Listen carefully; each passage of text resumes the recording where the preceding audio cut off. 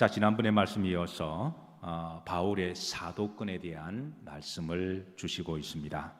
특별히 우리가 오늘 이 밤에 좀 암송할 말씀 한 구절만이라도 좀 우리가 잘 신비에 새겼으면 좋겠습니다. 지난번에 고린도서 10장 4절 말씀을 우리가 좀 암송하자 그랬는데요. 자, 따라서 하십니다. 우리의 싸우는 무기는 어디에 아니요? 육신에 아니요. 우리가 싸우는 무기는 어디가 아니요? 육신이 아니다. 살아가다 보면 본의 아니게 좀 싸울 수밖에 없는 그런 환경이 조성될 때가 있습니다. 그래서 분하다고 억울하다고 원통하다고 내 생각과 내 논리에 맞지 않는다고 그렇게 우리 그리스도인들은 싸워서는 안 된다는 거예요. 그런 방법은 다 세상 사람들이 하는 육신의 방법이고 오직 어떠한 견고한 진도 무너뜨리는 따라서 하신 하나님의 능력이라. 우리 믿는 사람들은 하나님의 능력으로 싸우는 사람입니다. 하나님의 능력은 어떨 때 주시느냐? 기도할 때 주십니다. 성령 충만할 때 주십니다.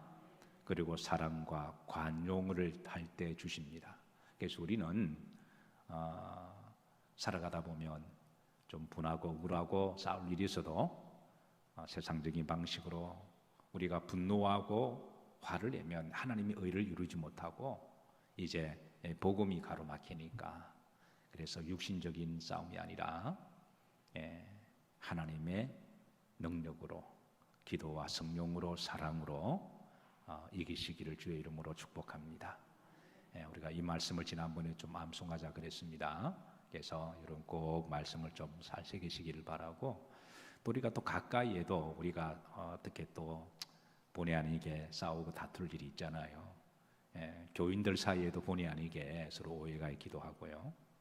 감정으로 막 그냥 해두고 싶은데 그건 우리의 싸움은 육신에 속한 것 아니니까 그런 사람을 위해서 기도하고 사랑으로 덮어주고 그렇게 해야 될 줄로 믿습니다. 부부지간도 마찬가지고 형제자매 지간도 마찬가지입니다.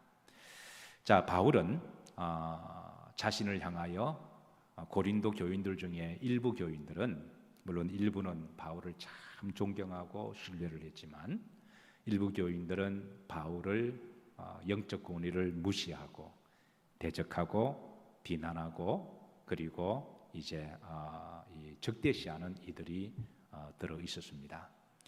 이런 일들에 대해서 사도 바울은 자신에게는 영적 권위가 있음을 먼저 그렇게 당당히 드러내고요. 그리고 나서 이 사도 영적 권위는 세상적인 방법이나 육신적인 힘이나 그런 권위로 누르는 것이 아니라 그리스도의 인격과 품성에서 나오는 것이라고 강조를 합니다. 그래서 지난번 말씀에 그리스도의 대표적인 인격과 품성 중에 두 가지를 바울은 소개하는데요. 그게 바로 이제 온유와 관용이라고 그랬습니다. 그래서 바울은 자신을 향하여 오해하고 적대하고 핍박하는 이들을 향하여 함께 육신적으로 분하고 억울해서 싸우지 아니하고 온유와 관용과 그리고 기도와 사랑으로 그들을 잘 그렇게 권면하는 이 사도다운 모습을 우리에게 보여주고 있습니다. 자, 10장 4절 말씀을 다시 한번 우리 합독하시면서 좀 가슴에 새겼으면 좋겠습니다. 우리의 싸우는 무기는 육신에 속한 것이 아니요 오직 어떠한 진도 무너뜨리는 하나님의 능력이라 모든 이론을 무너뜨리며. 이거 뭐 먼데 갈 필요 없습니다. 오늘 집에 가셔서 가족들을 보시면 육신에 속하지 마시고 사랑으로 속하시길 주의 이름으로 축복합니다. 크게 볼 것도 없어요. 그냥 항상 우리의 원수는 가장 가까운 데 있을 수도 있습니다. 그래서 자, 그러면서 바울은 후렴절에 보시면 모든 이론을 무너뜨리며 그랬습니다. 모든 이론. 세상에는 참 이론과 사상과 지식이 많습니다. 그래서 이 모든 이론을 크게 담론적인 차원에서 두 가지로 나누면 우리가 살아가는데 유익하고 좋은 이론과 사상이 있습니다. 하나님께서 우리에게 지식과 이성과 또 지성의 능력을 주셨기 때문에 우리가 이렇게 상식적으로 하나님 주신 지식과 이성을 잘 활용하면 우리가 살아가는 데 여러 부분에 있어서 더 편리하고 또 유익하고 도움이 될 때가 많이 있어요. 그런 점에 있어서 성경은 항상 배우는 자가 되라고 그렇게 말씀을 하시죠. 저도 목회를 하면서 가급적이면 책을 많이 보려고 애를 쓰고 있습니다. 그리고 책을 볼 때마다 제가 몰랐던 것을 깨닫습니다. 그리고 도움을 받습니다. 유익할 때가 참 많습니다. 자, 그런데 세상이 아무런 좋은 책이 많고 유익한 것이 많아도 이런 좋은 이론들보다 더 높은 말씀은 하나님의 말씀입니다. 저한테는 개인적인 기준이 있습니다. 좋은 책들이 있으면 제가 가급적인 보려고 애를 쓰고 제가 배우려고 애를 씁니다. 그러나 아무리 좋은 책이라고 할지라도 이 책보다 더 훨씬 위에 있는 이론과 사상은 절대 진리는 하나님의 말씀이다. 그래서 저는 세상이 아무리 노벨 문학상을 받고 아무리 놀라운 논문이라고 할지라도 하나님 말씀에 비추어서 이게 맞지 않으면 저는 과감하게 그 책에 대해서는 제가 신뢰를 하지 않습니다. 여러분, 한때 한국 사람들이 스레트에 돼지고기를 구워 먹은 적이 있습니다. 혹시 여러분 스레트에 돼지고기를 구워 드신 분 계시나요? 스레트 먼저 모르세요? 손 드시는 분이 몇 분 계시는데 옛날에는 지붕에 스레트가 많았습니다. 이렇게 된 거 있잖아요. 이렇게 생긴 거 스레트. 그래서 어떤 사람이 말하기를 스레트가 돼지고기를 기름을 쫙쫙 빨아들이니까 거기에 고기를 구워 먹으면 기름기가 다 빠지고 고기가 그렇게 맛있다는 거예요. 그래서 제가 알기로는 한때 한국 사람들이 한 몇 년 동안은 스레트에다가 돼지고기를 많이 구워 먹었던 적이 있는 걸 압니다. 저도 스레트에다가 돼지고기를 그때 먹으면서 야, 고기는 이 맛이야. 그렇게 먹었던 적이 있는데요. 그런데 나중에 알고 보니까 이 스레트 안에 각종 유해한 화학 성분이 들어가 있어서 어떤 경우는 치명적으로 암을 유발할 수 있는 독소들이 있다는 거예요.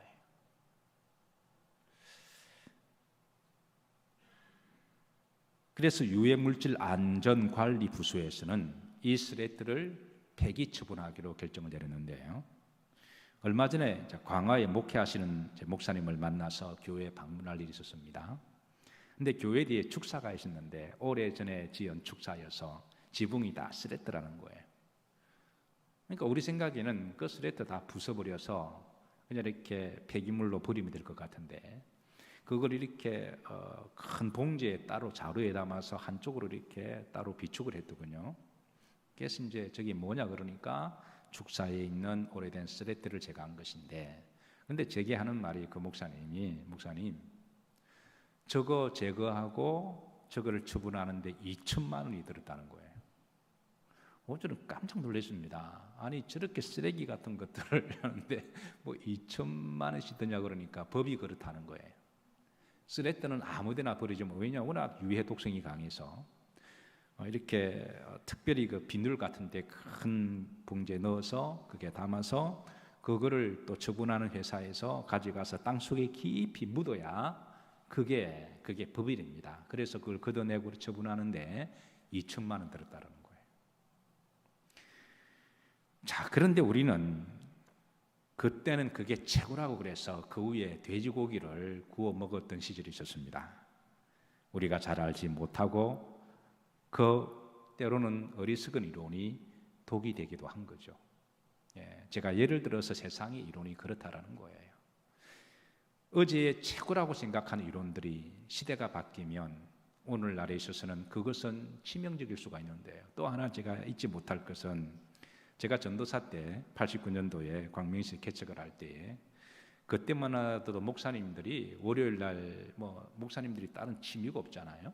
그러니까 월요일 날 하루 이제 목회자들끼리 모여서 그렇게 이제 좀 휴식도 하고 좀 스트레스도 그렇게 푸는 날이 유일하게 월요일 날 그런 식으로 해서 목사님들이 모였는데 그때 모이면 어디 갈 데가 없으니까 의뢰 목욕탕에 갔습니다. 또 그때 한참 유행했던 이론이 뭐냐면 뜨거운 물 찬물에 7번이 들어갔다 나왔다 해야만 우리 몸의 세포가 이렇게 자극을 받아서 혈전이 돌면서 활성화가 된다는 거예요. 그래서 목사님들이 목욕탕 가면 한 7, 8명이 그냥 찬물에 들어갔다가 뜨거운 물에 들어갔다가 찬물에 깨구리처럼 왔다가 저갔다. 근데 우리만 그런 게 아니라 한국 사람 다 그랬습니다. 그러다가 얼마 있다가 어느 분이 그렇게 하시다가 심장마비로 돌아가셨네. 그러자 그 전까지는 의사들이 소위 의학 상식, 지식, 이론을 이야기하면서 들어갔다 나와야 된다고 하는 그 의사들의 말은 쏙 들어가고 그 다음부터는 그러면은 자살행위다. 갑자기 찬 데 있다가 뜨거운 데 들어가면은 어떤 사람 심장이 박동이 되기도 하고 어떤 사람이 유한 수축이 안 되어서 돌아가실 수가 있다. 돌아가실 분만 그렇게 해라라고 하는 또 이론이 막 나왔어요. 그래서 제가 그런 시절을 지나면서 이게 어느 말이 맞는지 때로는 혼동한 적이 있는데요. 제가 누굴 비판하자 그런 게 아니고 이게 세상 이론이라는 거예요. 이게 세상의 사상입니다. 그래서 아무리 오늘날 좋은 이론도 세월이 지나고 나면 그게 좀 그렇지 않은 것들이 많이 있어서 그래서 바울은 4절에 보시면 그리스도에 대한 이론이 세상에 있는 그 어떤 좋은 이론보다도 훨씬 뛰어나다. 지금 그것을 이제 바울은 첫 번째로 소개하고요.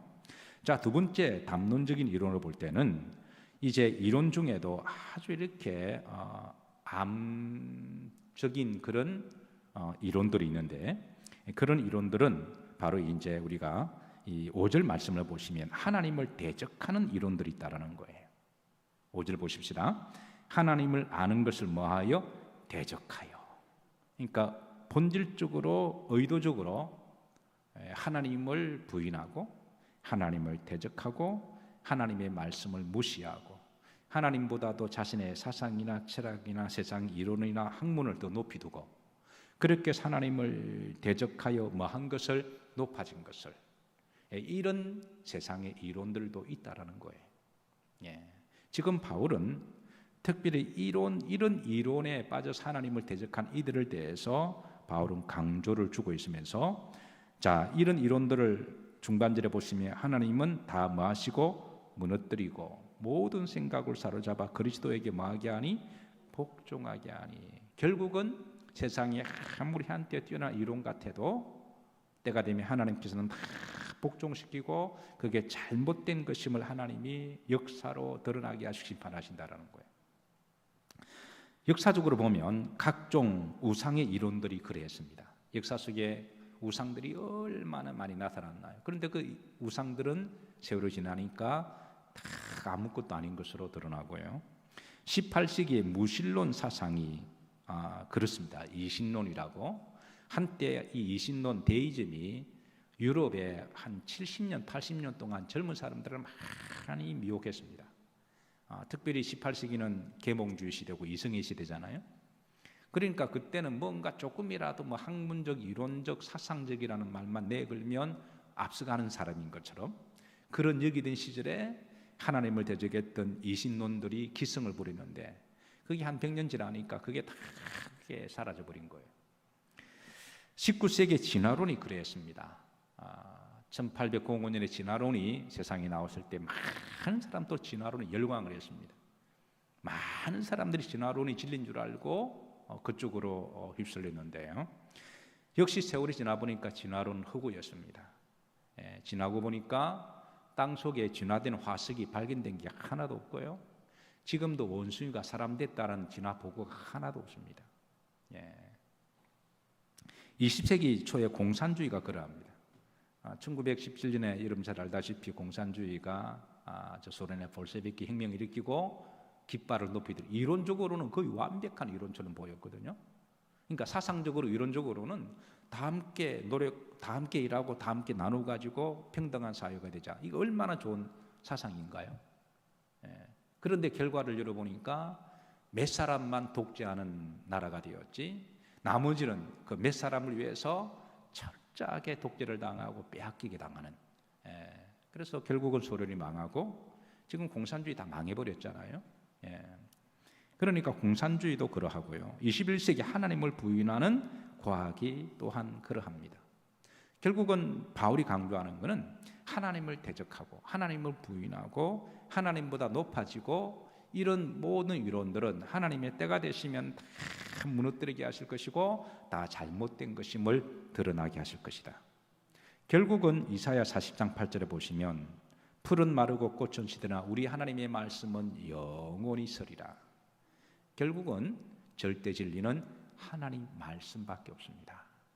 사랑하는 성도 여러분, 여러분들 중에 공부를 많이 하셔서 또 지식도 많으시고 학위도 있으셔서 또 똑똑하신 분들도 많이 계시겠지만 그건 참 그런 지식을 얻기 위해서 노력하신 부분에 대해서는 존경을 보내고 박수를 보냅니다.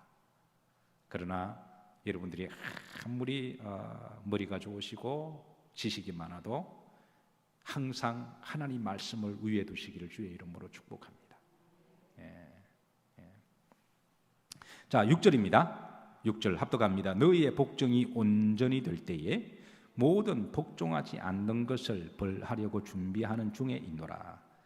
모든 복종하지 않는 것을 뭐 하려고 벌하려고. 그러니까 하나님을 대적하고 의도적으로 그 하나님에 대해서 핍박하는 이들은 하나님은 가만히 지켜보시다가 때가 되면 심판하신다라는 거예요. 자, 7절입니다. 7절 다 같이 합독합니다. 너희는 외모만 보는도다. 만일 사람이 자기가 그리스도에게 속한 줄을 믿을진대 자기가 그리스도에게 속한 것 같이 우리도 그러한 줄을 자기 속으로 다시 생각할 것이라. 너희는 외모만 보다. 특별히 고린도 교회 안에 일부 성도들은 바울에 대해서 바울의 사도의 영적 권위를 의도적으로 인정하지 아니하고 무시하고 대적하고, 그러니까 바울이 하나님 말씀을 전하면 어디서 배웠든지 개똥철학 가지고 아는 척을 하고 세상의 지식과 논리를 가지고 바울의 말씀을 이기려고 하는 이런 이들에 대해서 너희들이 세상에서 배운 휘랍철학이라든가 그런 세상의 사상은 하나님의 말씀에 비하면 그거는 아무것도 아니다라고 이야기를 하면서 너희들이 지금 바라보는 것은 외모만 보고 판단한다고 지금 말하고 있습니다. 자, 오늘 본문에 보시면 바울이 자신의 외모가 어떠한지 드러냅니다. 사실 바울을 보면 여러 가지로 무시당할 법한 그런 요소가 없지 않아 있기는 해요. 10절에 보시면 그들의 말이 그 편지들은 뭐가 있고 무게가 있고 힘이 있으나, 이 말은 이제 바울이 이제 편지를 바울 서신을 보낼 때 편지로 볼 때는 문법적으로나 내용적으로나 영성으로는 굉장히 깊고 참 완벽한데, 그런데 그가 몸으로 대할 때는 뭐하고 약하고. 근데 외모를 보면은 이 외모가 약하다라는 거예요. 1절에 의하면은 바울에게는 심각한 외모 컴플렉스가 있었는데요. 그게 이제 안질병이 있다라고 말하는 학자도 있고 또 간질병이 있다는 학자도 있습니다. 자고 일어나면 눈이 퉁퉁 부어가지고 앞을 제대로 볼 줄 못하고 고름이 떨어지는 것을 보고 갈라디아 성도들은 바울을 정말 존경하는 성도들 중에 정말 주의 종의 목회 동력자가 되어서 목회를 돕고자 하는 분들도 있지 않겠습니까? 어떤 사람은 뭐 대적하고 우습게 보는 사람도 있겠지만, 바울에 대해서 외모가 그러니까 어떤 사람은 할 수만 있으면 자신의 눈을 빼어서라도 바울에게 주어서 내가 앞을 보지 못하더라도 주의 종 바울이 복음을 전할 수 있도록 그렇게 그런 성도도 있었음을 바울은 사무치도록 감사하면서 복음을 전하고 있어요. 간질병 같은 경우도 이게 심각한 질병이죠. 말씀을 전하다가 갑자기 목회자가 그냥 강단에 쓰러지고 거품 이렇게 뿜어내면 개처럼 얼마나 그것도 민망한 일일까요? 어쨌든 간에 바울은 육신적으로는 어떤 핸디캡이 있습니다. 약하고, 그리고 두 번째, 그 말도 뭐하지 않다니 시원하지 않다. 이게 바울이 설교에 대해서도 스스로 자기는 말에 졸한 자다 그렇게 말할 정도로 설교를 잘 못했던 것 같아요. 사실 한 시대에 복음을 전하는 목사로서 주의 종으로 하나님 말씀을 잘 전하고 싶은 열망은 누구나 다 있습니다. 누구나 다 있죠. 특히 아볼로 목사님 같은 경우는 바울의 후임자거든요. 그러니까 설교를 참 잘했습니다. 여기에 비해서 바울은 말이 졸한 자였거든요. 그래서 이 부분에 자신의 약한 부분을 인정을 합니다.